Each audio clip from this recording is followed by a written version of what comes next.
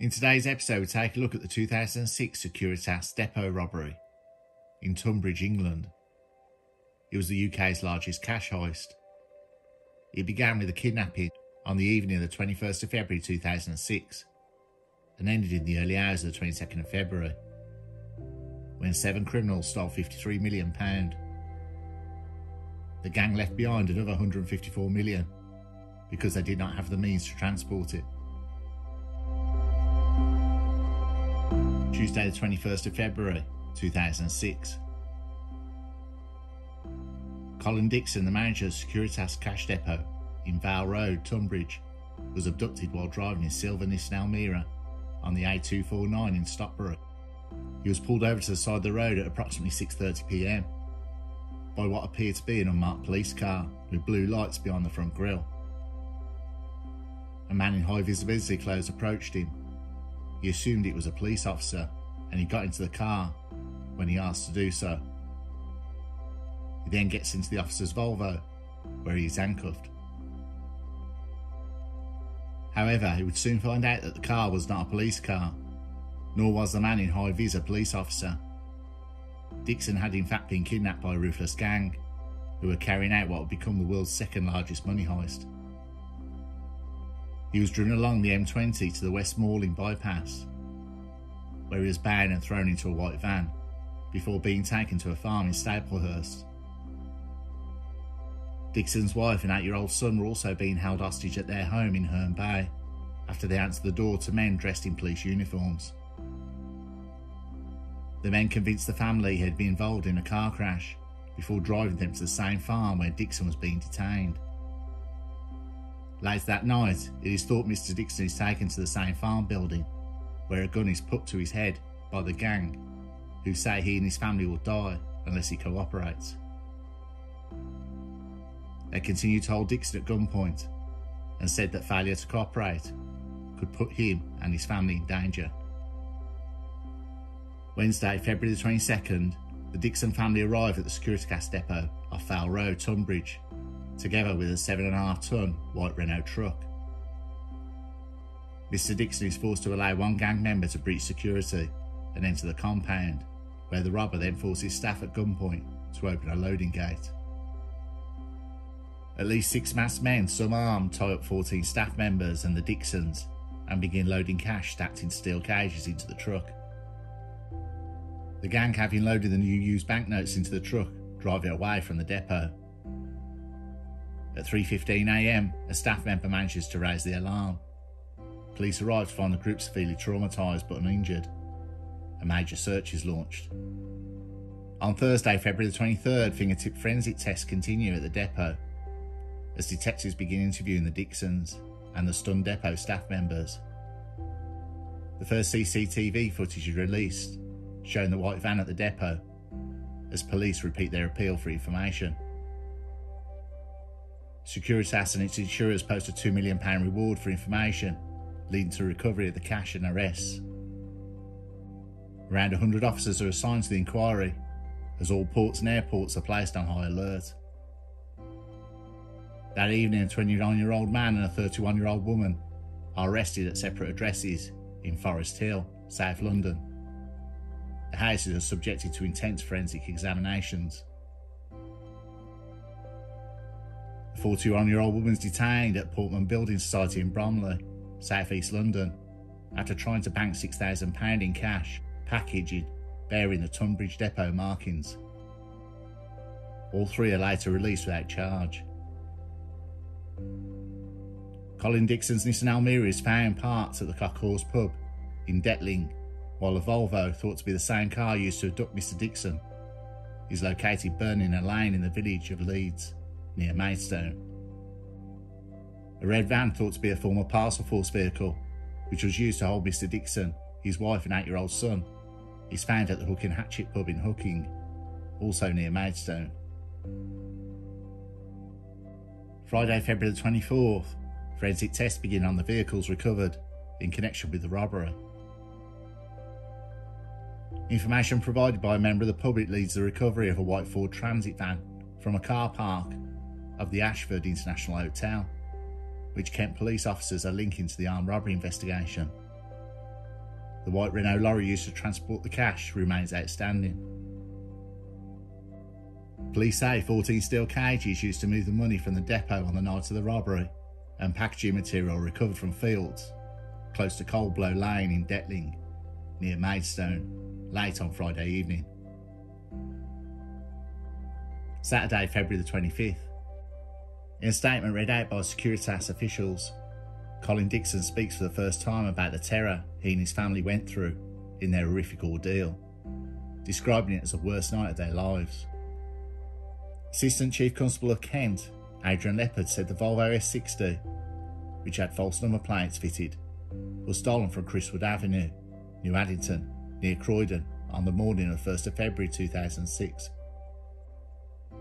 Saturday evening, an armed raid is carried out by police on a house in Lambert's Close, near Southborough, near Tonbridge Wells. Sunday, February the 26th. Reports name on the run Clifford Hobbs to be a key suspect, who could be behind Securitas raid, and one of the few people capable of organising such a heist. He was said to have previously plotted a £1.25 million raid on a security van. He was sprung from a prison van by armed accomplices. Kent police say they have found not only cash, later revealed to be 1.3 million, but also firearms, balaclavas and flak jackets in the abandoned white van in Ashford, Kent.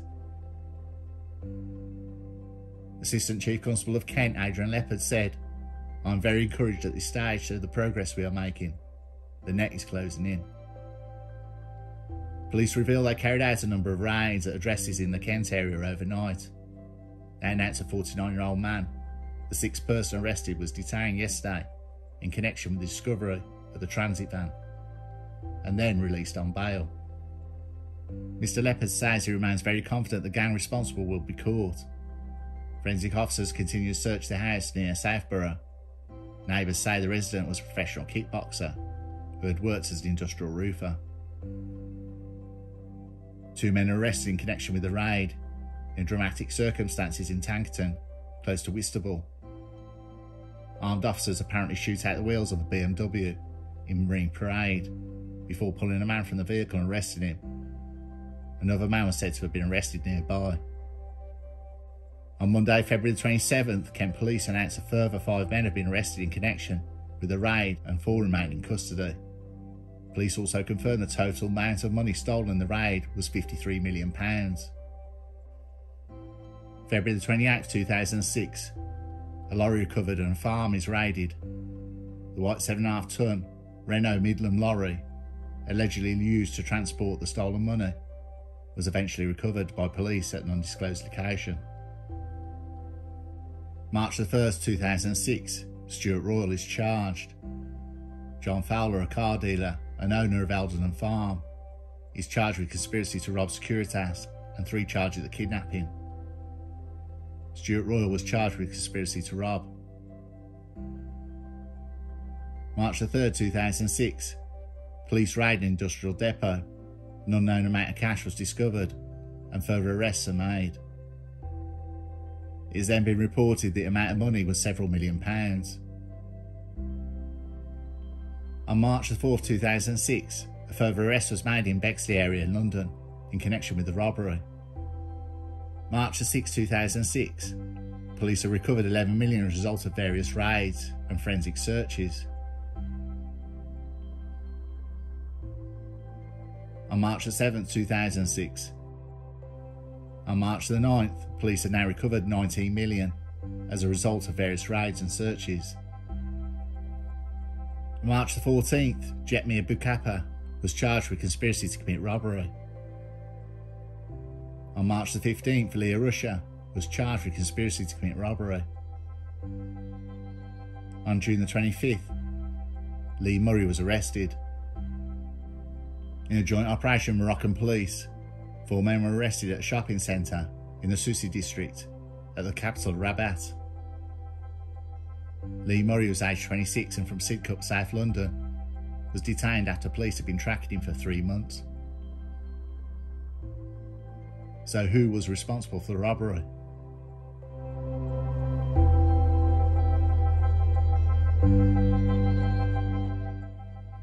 At least 36 arrests were made during the extensive police investigation. Stuart Royal was a used car salesman from Langley, near Maidstone. He already had a reputation for ripping people off. He set up Waterbury car sales with John Fowler, who was charged but later cleared of any involvement in the plot. He claimed to be a former member of the Special Boat Service. However, there's no record of him ever joining the SBS. He was sentenced to life imprisonment.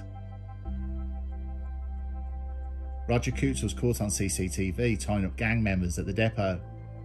Married dad of one, Coots, from Bexley Heath, ran the Northfleet Transit Centre garage near Gravesend.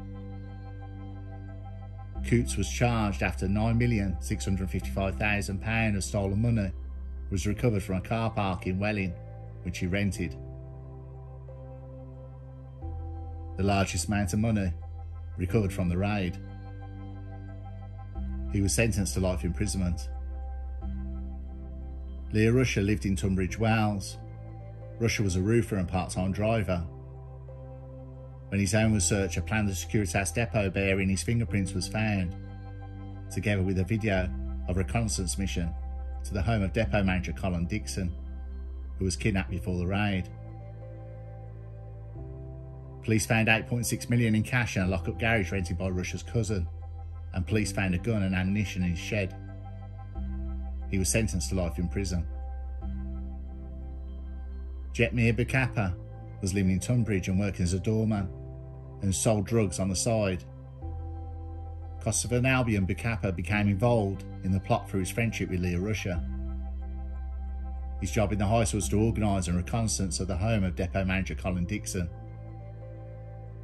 Bukapa, the son of an engineer and teacher, came to Britain 9 years before the raid, seeking a better life, and had married an English woman he met through a gym.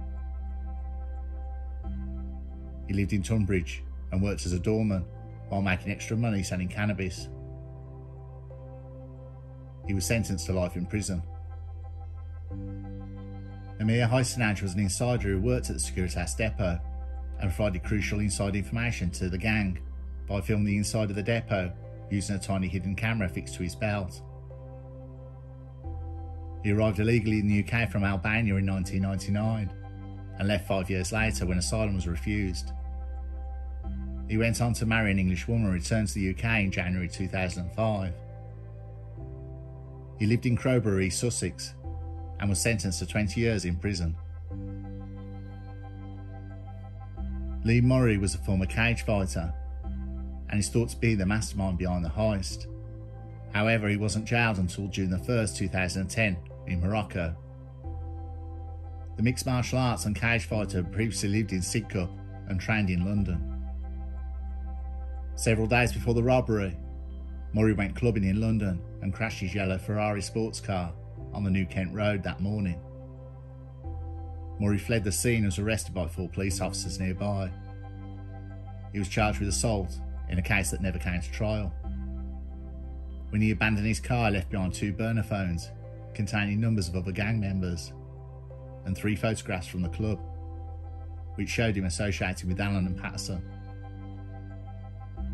The police later recovered these items from the impounded car. Murray was accidentally recording himself on one of the phones, talking to Russia how to carry out the robbery. The career criminal and drug dealer fled to Morocco 4 days after the Securitas Depot robbery. Ringleader Murray and fellow gang member Paul Allen hoped to live in Africa off what they had made in the robbery and bought villas, drugs and jewellery, while spending thousands of pounds on plastic surgery for their partners.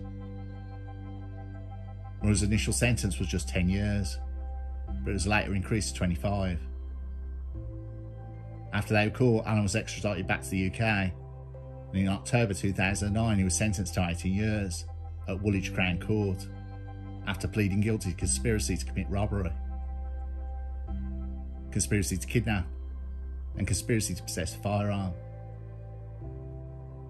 To this day, the £53 million stolen, £32 million has still not been recovered. A former detective superintendent commented the cash would have quickly been absorbed into the organised crime networks.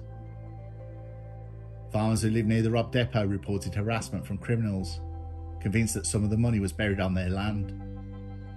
Several people escaped capture and were suspected by police to be living off the proceeds of crime in the West Indies and northern Cyprus. The Securitas Tonbridge heist was the second biggest cash heist.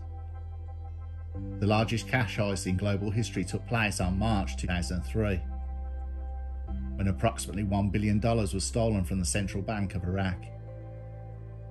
Shortly after the United States began the 2003 invasion of Iraq.